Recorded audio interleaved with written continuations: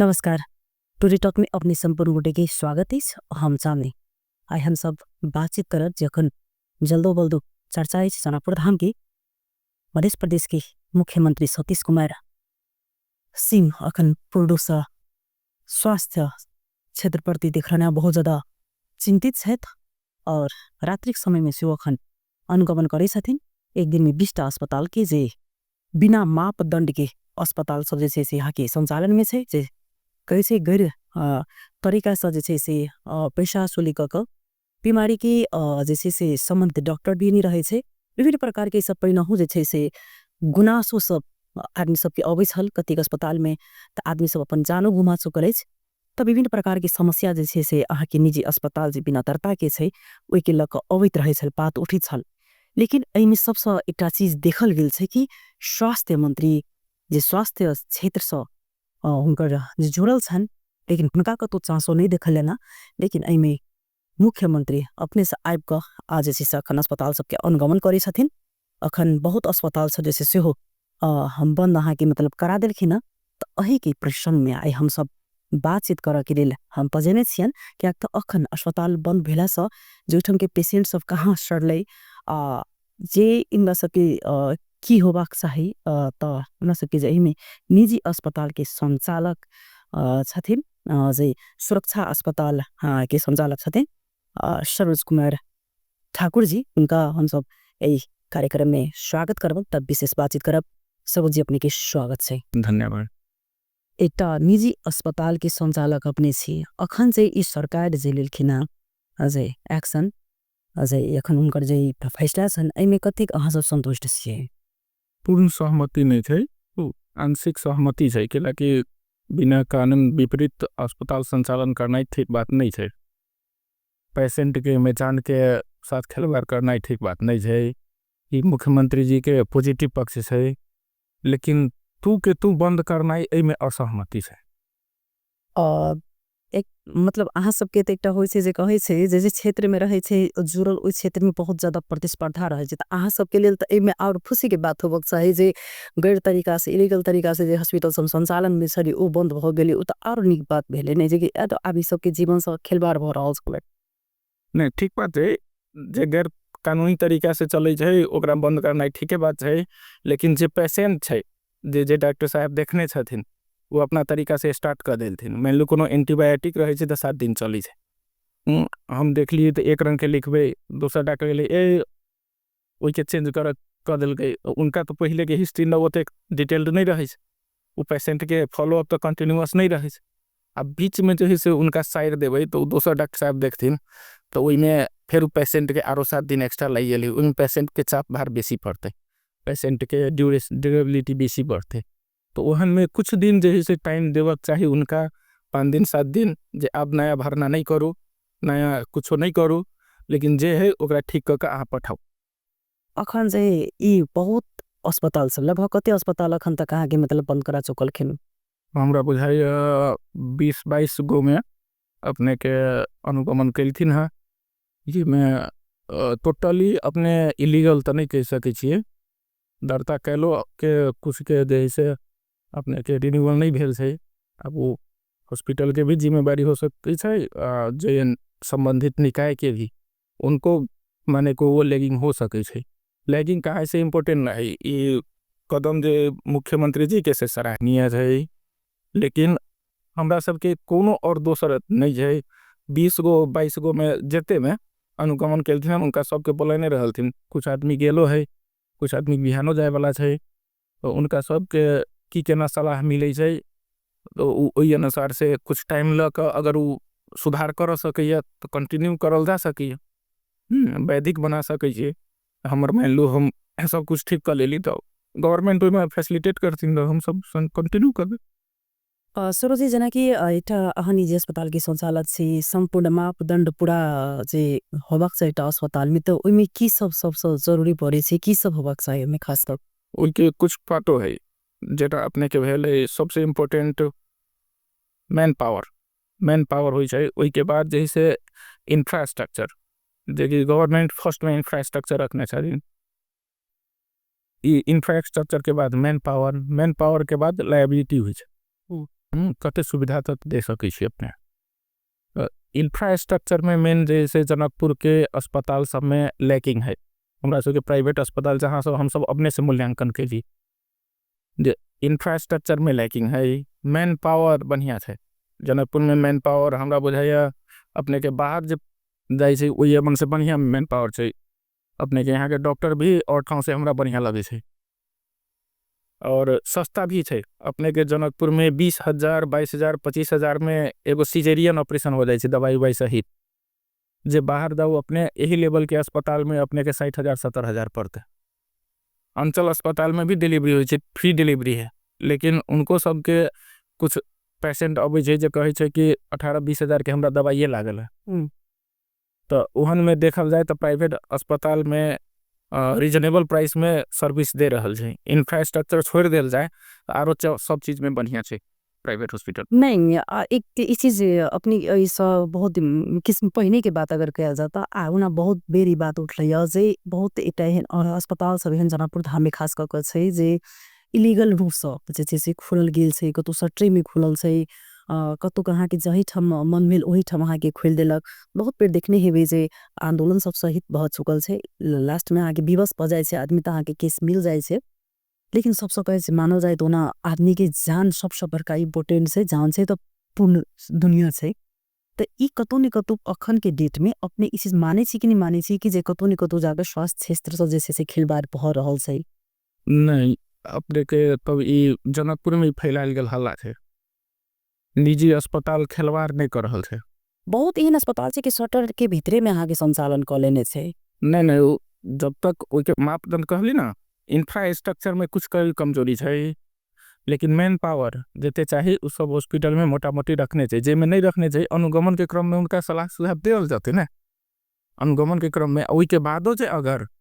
अहाँ ओई के अटेरी करबे तो ओई के बंद करे में मुख्यमंत्री जी के तो खुला छूटे छै ना।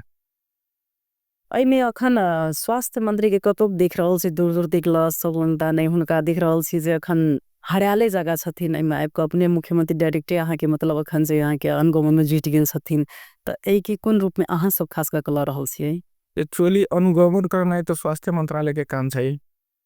तो अनुगमन स्वास्थ्य मंत्रालय के माथा तो होबो करते बाद में। हमरा सबके एजेंडा है कि स्वास्थ्य मंत्रालय के अंतर्गत जे ना प्रोटोकॉल अनुसार जेना होइ छै अपने अनुगमन कैल जाओ, जेना होते सुझाव सलाह देल जाओ, कुछ दिन के टाइम देल जाओ, और उसके बाद उ सुधार नहीं होइ छै तो हमरा अपने बंद नहीं करल जाओ, हम ही बंद करके अपने के चाबी दे कि एहि में कहल जाए कि निष्क्रिय भ गेलखिन स्वास्थ्य मंत्री, नहीं कह सकलखिन। ताहि दुआरे मतलब एजेंडा में मंत्री के जे छै से अहाँ के एक्शन लेबे पड़ल नहीं ना। उनको एजेंडा में रहे, लेकिन एगो घटना भ गेल मुस्कान अस्पताल में, तेले मुख्यमंत्री तो पूरा अपने के प्रदेश के मेन भेलथिन, तो उनका जल्दबाजी भ गेले। एक चीज की देखल गेले अखन खास कऽ ओना मध्य प्रदेश के बात करी, लेकिन विशेष कऽ अपना सबके ई जनकपुर धाम में अखन सब गोटा धराधर हॉस्पिटल खुल रहल छै। ई बिना दरता के हॉस्पिटल खोलना एहन कोन मजबूरी बा छै? कतो वास्तव में नहीं तो सबसे जे आय आमदनी के स्रोत छै तो अस्पताल में छै, ओही द्वारे आदमी सब जैसे अहाँ के बिना दरते के अस्पताल खोलले छै की छै? उ तो खोलला के बाद पता चले छै, लोग के बुझाई छै कि अस्पताल खोलला से बहुत आमदनी है, दिनों खुल रहल छै। हां सबके बुझायल कि अस्पताल में सबसे बेसी आमदनी छै। खोलला के बाद जे है से बेचारा सब कुछ चाहे छै कि हमर कभी अस्पताल बिका जाए। कुछ अस्पताल बंदो भेले अपने के बीच में बिकाबो कले या तैयो उनकर मशीन सब बेचारा राखल है, थनकायल है। कते अस्पताल अपने के देखबे अपने से बंद कर लेले है, तो जे खुले से ओकरा पता चले से बाद में कि की समस्या है। कंपटीशन के मार्केट के कारण अपने के दिक्कत है। एमे अहाँ सब निजी अस्पताल प्रति जे सरकार सब जे जिन मापदंड पूरा केने छै, नीक सा संचालन अहाँ के कर रहल छथिन, बिरामी सब के जे सब थोक ऐठन सुविधा द रहल छै, ओई अस्पताल सब के लिए सरकार कति गंभीर छथिन? अब गंभीरता तो आप मुख्यमंत्री जी लगन से पता चल कि आप जैसे मुख्यमंत्री जी एक्टिव भेलथिन है। बुझाई कि निरंतरता ई रही जते जखन जे तरीका से अखन बंद भेले त काल के डेट में फेर ई चीज जे अस्पताल सब अखन संचालन में नहीं हेते, जे बिना अब हुनका से मापदंड पूरा कइए के बिना खुलते, कतेक अहाँ सब विश्वस्त कते छिए? हम सब विश्वास छी कि अब निरंतरता जे अस्पताल खुल गेल है उनका सबके मापदंड पूरा करे के लिए कुछ टाइम देल जाते, या तो मापदंड पूरा करू न तो चाबी बुझाऊ या बंद करू अपने, आ नहीं आप जे खोलब तो ई सब मापदंड अपने स्टार्ट माने पूरा कर के बाद जे संचालन कैल जाए। पूर्ण रूप से इस सरकार के फैसला प्रति जे छै से अपने सब विश्वस्त छे। विश्वास छे। सरोज ठाकुर जी, जेना कि हाल में बहुत एहन अस्पताल जनकपुर में जे बच्चा सबके देखलिए जे अहाँ के मतलब घटना सब जे छै से दवाई हुनका सब के बीमारी किछ रहे छन, एठन हाँ ठीक भ जेते, जब एठन कोनो तेहन प्रकार के में अहाँ के मशीन सब नहीं रहे छै, में अहाँ के जांच सब के सुविधा तेहन नहीं रहल, तो ओइ समय अहाँ के एहन घटना सब जे छै से घटे छै, तो जै ठाम अहाँ के उ सब मापदंड के अनुसार सब सामग्री सब जहाँ के सरकार नियम लगेने छै ओइ अनुसार से उपलब्ध नहीं भेला के कारण से की समस्या सब होय छै, सन साहब अपने से जानकारी ले। अपने के प्राय जसो अस्पताल में सब सुविधा छै। अपने के वेंटिलेटर चाहिए वेंटिलेटर छै, लैब के जे उपकरण हो चाहिए उपकरण छै। अब 25-15 बेड के अस्पताल में जितना चाहिए उतने न रहते, ये 100 बेड के अस्पताल तो नहीं छै। अब डॉक्टर के बात कह दिली कि अही अब ठीक भ जाते, ई कोनो डॉक्टर गारंटी न ला सके कि हम ठीक कर देबे कोनो बिरामी के। एक्चुअली में अमेरिकन जैसन देश में अपने देखल जाओ तो 100% डेथ एंड बर्थ हॉस्पिटल में हो चाहिए। अगर हॉस्पिटल में डेथ नहीं भेले तो ओकर पोस्टमार्टम होते, हॉस्पिटल में भेले तो बल्कि डॉक्टर सर्टिफाई कर दिल ये कारण से भेले। लेकिन अगर हॉस्पिटल में नहीं भेले घर में भेले तो ओल्ड एज के लाने है, ओकरा पर जैसे कानूनी प्रक्रिया लगी है। सरोजी, जेना कि एकटा चीज इमे डाउट नहीं छे, ई कतबो अपने के अनुसार से नहीं है, लेकिन ई चीज है कि नहीं जे लूट रहल छले यहाँ के जे मापदंड मतलब अहाँ के नहीं पूरा क अस्पताल सब बनने छथिन, तो ई पूरी अहाँ के बिरामी सबसे जे लूट तंत्र जाका छलकिन कह देनी। क्या तो देख रहल छी कि बिल में जना विभिन्न मतलब कि ई चीज सब न्यूज में आके बारंबार सामाजिक संजाल सब पर छाल रहे छे कि हरेक आदमी सामाजिक संजाल अहाँ के चला रहल छे, तो ओई जगह पर अहाँ के 500 के ठाव में अहाँ के 5000 के बिल अहाँ के मतलब बना देले, बीमारी किछ नहीं 6-6 दिन राख दे छे, हरेक ठाव में अहाँ के मतलब बिचौलिया सबके सेहो अहाँ के दिख रहल छे प्रचलित मतलब आगे कैल गेल छे। तो ई चीज सब छै कि नहीं छे? क्या तो अहाँ अपने डायरेक्ट कहनो जे किछ नहीं छे, सिर्फ बदनाम कर रहल छे, लेकिन बिना बदनाम के बिना धुआं के फिर जे छे से आगे अहाँ के नहीं लाग रहल छे, तो हरेक ठाव में अबे बात तो सत्य छे ने? सत्य में आंशिक सत्य छे। बिल अपने देखल जाओ, कुछ अस्पताल के बिल उनकर अपन इंफ्रास्ट्रक्चर के कारण से महंगा छे, तो उनकर फैसिलिटी वही अनुसार के छे। लेकिन अपन समाजो देखल जाओ, अगर सब कुछ सुविधा रखते, अपने के बिल हमरा ऑपरेशन कर के ही मान लेल जाओ कोनो चीज के सिस्ट के हम सब जांच चेक करबे के लगे हमरा तो एटलीस्ट एगो सुइया तो देवे पड़ती सुन कर के ले, ओई सुइया देवे के लगे हमरा सब बहुत चीज जांच करे पड़ी छे। अपने के पेशेंट कोनो वाले उनका पास कोनो पैसा वैसा कुछ होना है, लेकिन उनका सरकारी अस्पताल में जाए के लगे अब 5 दिन कुरो आई हमर ड्यूटी नहीं है, कैल ड्यूटी रहे। आई ओपीडी है तो परसों हमार इंडोर,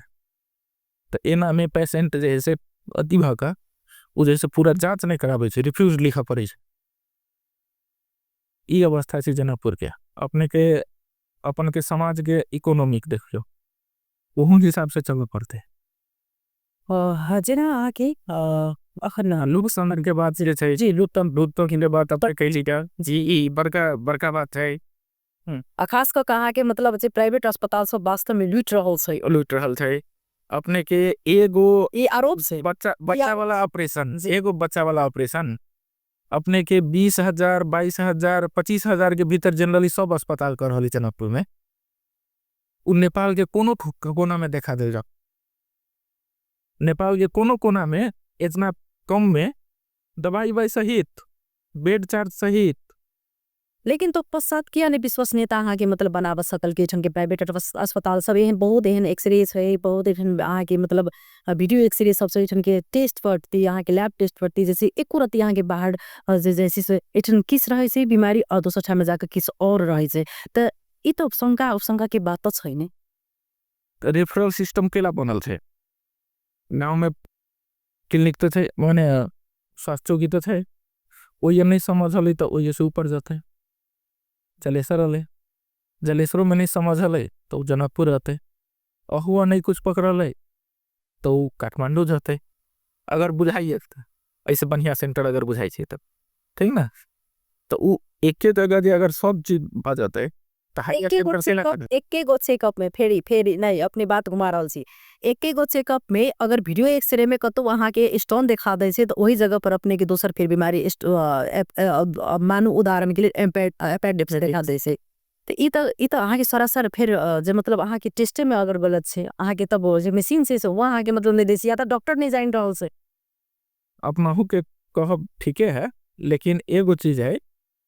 ये अपेंडिक्स भेले ठीक ना अपने के पेट दर्द कल के तो अपेंडिसाइटिस से देखा वाला ही ओकरा 6 से 8 घंटा सूजन बनावे लगे छे हो सके ओई पेशेंट के स्टोनो होते अभी अल्ट्रासाउंड कल कोनो रेडियोलॉजिस्ट कल के अभी जैसे स्टोन मात्रे देखल है 6 घंटा 8 घंटा के बाद करबे तो ओकरा में अपेंडिक्स दिखा देते तो रिपोर्ट गलत है से तो नहीं कहबे नहीं ई चीज अपने नहीं स्वीकार रहल से लेकिन बात याद से कि एठम के ओहन बहुत एहन टेस्ट सब छै कई में ई मजे कि अपने कोनो डॉक्टर के दक्षता पर जैसे शंका करना नहीं भ रहल से बार प्रश्न उठ रहल से हम नहीं ई अहाँ के सामाजिक संजाल आपा अहाँ के लोग के आरोप है विभिन्न ठाम में अहाँ के एठम के जैसे से डॉक्टर के कतबो अहाँ के नहीं विश्वसनीयता बना सकलखिन या तो डॉक्टर में कमजोरी से एठम पर के स्वास्थ्य के फैसिलिटी नहीं से ओठम अपने के दोष से और के सर्वप्रथम मुस्कान अस्पताल कुछ होलो त अब अपने सब करे छी जे अतेकटा के अखन जे अहाँ के मतलब जल्दो बल्दो जखन इशू भ गेलै अहाँ के खास क के जनकपुर धाम के तो मुस्कान अस्पताल से शुरुआत भेली की छे मुस्कान अस्पताल के बारे में अपने के मतलब जई प्रकार से महिला के अहाँ के 20 दिन ऑपरेशन करेला भ चुके लेकिन उनका होश नहीं आल छले अबे की जानकारी छे अहाँ के एमे कुछ जानकारी हमरा जे मिलल छे जी एमे भेले कि पित्तथैली के ऑपरेशन है पित्तथैली के ऑपरेशन हॉस्पिटल में कैला के बाद जैसे पेशेंट के मिर्गी वाले तो एनेस्थेसिया के डॉक्टर साहब दिन वो डॉक्टर साहब जैसे इंटूबेट का स्टेबलाइज का आईसीयू में रख के वेंटिलेटर पर रखल थी 2 दिन बाद जैसे कुछ इम्प्रूवमेंट भेली पेशेंट के तो उनकर जैसे ट्यूब निकालला के बाद पेशेंट जैसे ऑक्सीजन पर मात्रा मेंटेन करलक वही के बाद सीटी स्कैन में जैसे लोग पठाई गेले सीटी स्कैन भेला के बाद जैसे वो फिर मुस्कान में रिटर्न भेला के बाद वो मंदिर से देखल के न्यूरो के समस्या थे तो उनका रेफर टू हायर सेंटर जे न्यूरो के फैसिलिटी होता वो मन पठायल गेले वो पेशेंट सब न्यूरो सेंटर में नहीं जाकर वो चल गए जानकी हेल्थ केयर में जानकी हेल्थ केयर को न्यूरो सेंटर नहीं चाहिए वही गेला के बाद वह दिन पेशेंट के आईसीयू में तो रखल है लेकिन ऑक्सीजने पर है कोनो वेंटिलेट नहीं करे वही के नेक्स्ट डे जाकर पेशेंट डिटोरिएट भेले माने अपने के पास जे 10 घंटा 12 घंटा 24 घंटा रहे वही टाइम में अगर न्यूरो सेंटर में चाहिए थे तो वो बेटर होते हमरा जहाँ तक बुझाइया आपने क्या लगे इसके रिसोर्स के लिए चलिए क्या तक से वो हो सके वो नहीं होती है मान ले जाओ कि वो नहीं ठीक होती है लेकिन न्यूरोलॉजिस्ट फाइंड आउट करती है फिजिशियन अगर देखा के बात चले तो फिजिशियन तो वो मुस्कानों में देखे छले ना तो डॉक्टर के निगरानी में सोने बैठन वो हमरा टोटल आइडिया नहीं लेकिन एकटा चीज कहल जाओ अपने कि वास्तव में स्वास्थ्य आदमी के खिलवाड़ भ रहल छै क्या तो हरेक मेडिकल दुकान सब में विशेष प्राइस देखा में आवे छै कि जे डेट एक्सपायर्ड दवाई अहाँ के मतलब बेचल जाए छै पाइन हो या तो वो चीज आगे साइलेंस से मतलब डेट एक्सपायर्ड रहे छै तो वो दिए वही के ऑपरेशन जी मतलब कि ई चीज सब जे छै जखन अहाँ के मतलब जे जखन अनुगमन अबै छै तखन अहाँ के शटर सब धराधर बंद भ जाय छै त आई में अहाँ के बहुत एकटा खिलवाड़ भ रहल छै ने आदमी के जीवन से एग्जैक्टली माने छै कि नहीं बिना फार्मासिस्ट के हमर तो सजेशनो है गवर्नमेंट के बिना फार्मासिस्ट के अपने कोनो दवाई दुकान के लाइसेंस नहीं देबो छै बिना पैथोलॉजिस्ट और माइक्रोबायोलॉजिस्ट के कोनो लैब के जे से ए नहीं देबो चाहिए सीएमएलटी बीएमएलटी सब करे छथिन के लागी जई जमाना में कोई नहीं रहे तो सीएमएलटी जरूरी रहे वही नियम सरकार के अभी है लाइसेंस तो दे तो ये गवर्नमेंट एक प्रॉब्लम पारने चाहिए समाज के क्यों फार्मेसी क्यों लैब असिस्टेंट जब अपने के देश में जब आप पैथोलॉजिस्ट सब मिले तो आप अपन नियम के लंग चेंज करबे एक चीज यो कहल जाय छै जे जना अस्पताल में अब एक अपने अस्पताल निजी अस्पताल के संचालक छे कहल जाइ छै जे अस्पताल सब विभिन्न निकाय के व्यक्तित्व सबके मिला के राखल जाइ छै। एमे बहुत तरह के अखन सेहो बात आबि रहल छै, सरकारे प्रति के बात आबि रहल छै जे उनके अखन मतलब किछ भेट जाए तो वो अखन मतलब साइलेंट होयती। कहै छै सुरक्षा कर्मी सबके सेहो एमे अस्पताल संचालक सब जे मिला के राखल जाइ छै। तर एतेक की अपत्रक ई बात अहाँके कते बेर भेबो कैल छै, कते बेर समाज संचार में सेहो आयल छै कि अस्पताल सब वास्तव में जैसे से मतलब अपन गलती छुपावे के लेल हर एक निकाय के जैसे मिला के राखल जाय छै। ई हुल तंत्र के न हो एकटा अस्पताल के जे संचालक छियै त ई क्या त होय छै अपने नहीं मतलब एक्सेप्ट करबे ई चीज इला जान हम एक्सेप्ट एक्सेप्ट नहीं करबे। ई हुल तंत्र के से बचा के लेल अपने के मान लू हमर पेशेंट कोनो मर गेले तो ओई के समाधान की है गवर्नमेंट के तरफ से तो खुला है कि अहाँ के जे अगर बुझाई छै कि हॉस्पिटल के तरफ से कोनो लापरवाही है तो ई हुल डिसाइड करता है कि ओकर पोस्टमार्टम एंड फॉलोअप डिसाइड करते। हुल तो डिसाइड नहीं करते, लेकिन जनकपुर में हुल तंत्र हावी है। यहाँ पर उ डिसाइड करी जाए तुरंत सेटलमेंट के लगे, नहीं तो मार रे पीट रे फोड़ रे। तो ई जैसे ओई के कारण से अपने के मजबूरी जे आदमी के जे प्रशासन जौरे मिल के रह पड़ते, अपने के ओई अमन के लोकल आदमी सब के सपोर्ट करो पड़ते। अब कोनो पेशेंट रहे ओकरा अपने के 10% छूटता है, प्रत्येक हॉस्पिटल में 10% बेड रहे छै, अपने के 25 बेड के अस्पताल है तो 3 गो बेड होते, उ बेड रहे छै, कुछ जांच होई छै ओकरा जैसे फ्री में करा पड़ी है। तो उ वही अमन के लोकल है हम करी, गरीब के अपांग के असहाय के लगी है उ तो हॉस्पिटल पहुंचबे नहीं करे छै जनकपुर, तो गाँव में सोरसी जेना कि एकटा घटना जखन जे घटे जे छै खास करके बहुत बेर अपन जनकपुर के निजी अस्पताल जे मापदंड पूरा के जो अस्पताल से विभिन्न बेर घटना घट जाए छै, कतौ बच्चा के मृत्यु भ गेल, कतौ ऑपरेशन के समय में महिला के अहाँ के ब्लीडिंग होइत रहे छै, डॉक्टर ऊपर ध्यान नहीं देलक, अहाँ के मृत्यु मतलब भ जाए छै। तो बहुत ही लापरवाही छै जे अहाँ के मतलब कोई छै तो ओई के समय में देखे छी जे अस्पताल में फिर जे मिल जाए छै किसकी कि केहन स्वार्थ रहे छै। हम ई बुझा के प्रयास करब जे गार्जियन के केहन स्वार्थ रहे छै तखन। एमे हम कहली तो अपने के पहले ही कहली जे ओकरा तो ऑटोप्सी करबै, साथे के उ मेडिकल कॉज के मरल है कि किनो कोनो एहन कॉम्प्लिकेशन होय छै जे कारण से पेशेंट तुरंत एक्सपायर हो जाए, ओटीए टेबल पर एक्सपायर हो सकते है। हम सीजरियन कर लिए, ऑपरेशन कर लिए बच्चा वाला, एमनियोटिक फ्लूइड एम्बोलिज्म भेले, के बचाते ओकरा कोई नहीं बचा सके छै। लेकिन होय छै कथि 1 लाख में 1 आदमी 2 आदमी के होय छै। अब मान लू हमरे केस में भ गेली तब कथी कहते ऑपरेशन में मार देलके, ई हुल डिसाइड करे छै। जबकि ओकर अगर हम ऑटोप्सी करे पोस्टमार्टम करे तो ओकरा लंग में देखते, लेकिन ओये तक जाए नहीं देते केला कि एमन हुल तन कहली तो ई सबसे बड़का समस्या है जनकपुर के। एरा से कि अहाँ के तो कैसे स्वास्थ्य वाला चीज से जे केकरो ओहन चीज होय नहीं।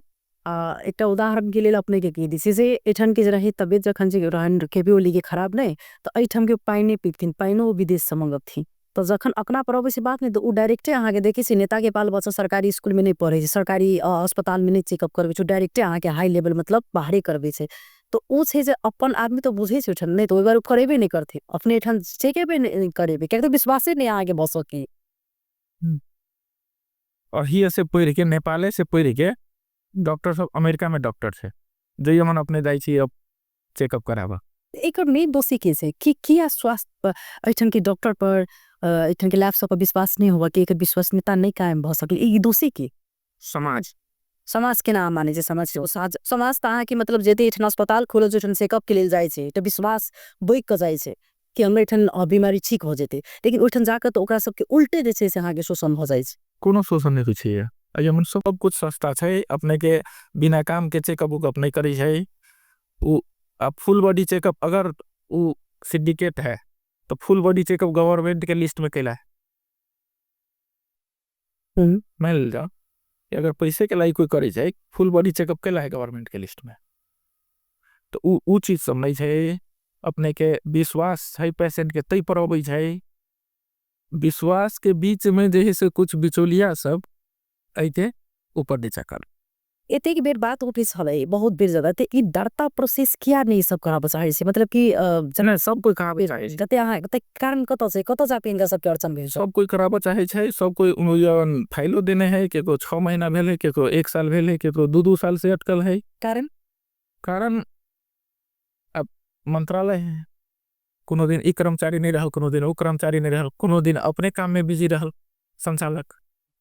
तो ओई पर जे से ई पछाड़ी पछाड़ी हो रहल है तो अब जखन उठबो कि सही जखन अहाँ सब किया नहीं तखन कहली जे हम सब जाइ छी जखन त मंत्रालय में तो कर्मचारी नहीं रहे छै तखन त अहाँ सब बाइज सकै छलिए वही के लागी तो हमर सबके प्राइवेट हॉस्पिटल वाला सब ओई कल गेल रहल है मुख्यमंत्री लगी एके साथे बात करो तो मुख्यमंत्री जी कहे छथिन कि एक एक कहो कतेक आदमी अहाँ सब कते लगभग छै प्राइवेट सब गोटा के समर्थन में छै जिनका सबके जे अस्पताल मतलब जे यहाँ के संचालन में जे जते के छै यहाँ के मापदंड पूरा भका जे इनका सबके नहीं छ अखन बंद भ गेलै ना तो अहाँ सब गोटा छै समर्थन में संचालन सब कोई समर्थन में छी अब एसके सिंह डाक साहब ये छिते नहीं छथिन तो उनसे तो बातें नहीं हले और सब उनकर तीन समर्थन छन् मतलब उनका हमर एसोसिएशन के हेड छथिन हेड छथिन उनका संगे हमरा सबके बातचीत करबाक चाहिए कि बाहर से लेकिन ओई दुआरे हम सब नहीं कह सकू उनका संगे बात लेकिन उनकर केहन छन् अपने धारणा अहाँ सब एकदम धारणा ठीक छै एसोसिएशन में कई बाजी हमरा सबके मीटिंगो भेली अपनों से कहने छथिन कि हम सब पहल करत चाहे छी कि सब कोई लेकिन वातावरण वहाँ नहीं मिल रहा कहै छै एसोसिएशन अहाँ सब मतलब फिर से गठन कर रहल छी कि ना ई जे ई संघर्ष समिति गठन भेल छै एसोसिएशन तो ऑलरेडी छै हमरा सबके लेकिन एसोसिएशन नहीं मतलब कह रहल छै जे गठन भ रहल छै ना ना ई तदर्थ कमिटी है की से मतलब एक मतलब की संघर्ष समिति की से अहाँ सब के आगे के प्लानिंग की से रन अपने अब कहूँ से दर्ता प्रोसेस नहीं भेल छै मान लेल जाओ चाहे दर्ता भ के रिन्यूअल नहीं भेल छै कैला नहीं भेले एहि के साथ बात कर जा सकिया टेबल टॉक कर जा सकिया ई टेबल टॉक में कोनो तो रास्ता निकलते तब तक अपने के मान लो जाओ एगो हॉस्पिटल खोलने है केकरो 1 करोड़ लागल है केकरो 2 करोड़ लागल है कोनो में 40 गो काम करे छै कोनो 50 जना काम करे छै अपने के मन 60 गो 70 गो हॉस्पिटल है सबके बंद कर देवे 60 गो 70 गो हॉस्पिटल में कम से नहीं हो तो 3000 तो जनशक्ति है वो 3000 जनशक्ति कैसे कहाँ कमाते कहाँ से पेट पालते हाँ तो की से अहाँ सबके आगा के प्लानिंग की करबे जदि हमरा सबके इच्छा छै कि एक बाजी ज्ञापन पत्र मुख्यमंत्री जी के बुझायल जाए कि हमरा सबके भी समस्या सुनल जाए बीच के रास्ता जे निकले छै बीच के रास्ता कथी सिंपल बात अपने टर्म एंड कंडीशन देल जाओ एक टर्म में कंडीशन भेले कुछ दिन अपने टाइम देल जाओ 2 महीना 3 महीना देल जा सके ओई बीच में जैसे जे क्राइटेरिया पूरा फुलफिल नहीं करी है ओकर हॉस्पिटल बंद कर देल जाए हम सब एकदम रेडी छी कहल जाए हॉस्पिटल के अगल बगल में घर भी नहीं होबा के चाहिए बहुत ज्यादा खाली ठाव में जैसे अस्पताल होबा के चाहिए तो एहन तो लड़की अस्पताल ऐसा निजी अस्पताल जे छै बहुत एहन संचालन में जे तेहन मापेदंड नहीं पूरा भेल छै घर घरे मतलब 6 में जहाँ के चारों पर घर से बीच में हॉस्पिटल से कौन हॉस्पिटल ओहन छै नेपाल भर में से हमरा देखा देल जाओ अपने बाहर के तो छोड़ देल जाओ जनकपुर के प्रादेशिक अस्पताल के ओर पर में घर थे कि नहीं थे अस्पताल के बीच में घर से लेकिन ठीक से अस्पताल के आगे से ओतेक जगह आगे खाली लेकिन तब पश्चात जे से मापदंड आगे भीतर में होइसे कलर सबके सेहो अबै से बात होइ छन से हॉस्पिटल के कलर बेड पर्दा हर एक चीज जैसे वही प्रकार से ठीक से उस जहाँ के मतलब नहीं हो सके लेकिन उस बहुत एहन चीज से यहाँ के फोहर सबके सेहो यहाँ के मतलब व्यवस्थापन नहीं रहे से यहाँ के बेटर तो वो चीज सबके समस्या छै उनको सबके ओई के लिए हम सब मेयर साहब साथे बात करने रही मेयर साहब पॉजिटिव भेल दिन कि फोहर हमरा सबके उठावा में कोनो दिक्कत ना है हम सब ओई के मेडिकली जे साइंटिफिक तरीका है से वही तरीका से डिस्पोज करब एहि के बाद जे से कुछ माने हमरा सब प्रति पॉजिटिव भेल थी ना उठाबो करे छ मिसिस चलो बहुत बहुत धन्यवाद देव साहब जे नस्वी कार्यक्रम में आपको अपन बात रखनु डॉक्टर सरोज कुमार ठाकुर से हम सब बातचीत केनु है अखन के अस्पताल सब बंद भेला के कारण स्वाभाविक है जे उठम बहुत रास समस्या उत्पन्न भ सके छै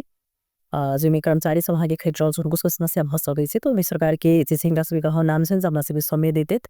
ओहि अनुसार से जे छै से ओ बंद कयल जैते मापदंड जे पूरा भेल मतलब और छै किस प्रॉब्लम छै लेकिन एकटा कतौ नहीं कतौ जाकर बहुत निक उनकर जे छै से अनुगमन भेला ना अखन जे फैसला लेकिन बहुत निक लेकिन सब दिन के लिए कार्यान्वयन है स्वास्थ्य क्षेत्र शिक्षा क्षेत्र में जे वास्तव में ई चीज हम देखी छी लथालथिंग अवस्था छै त आब ई देख के छै कि आब सरकार के निर्णय आगामी की होई छै त ओ सब गोटा बुझबे करब देखबे करब अखन के लेल जे छै से हिनका डॉक्टर साहब के धन्यवाद देत ए कार्यक्रम से हम विदा ली नमस्कार।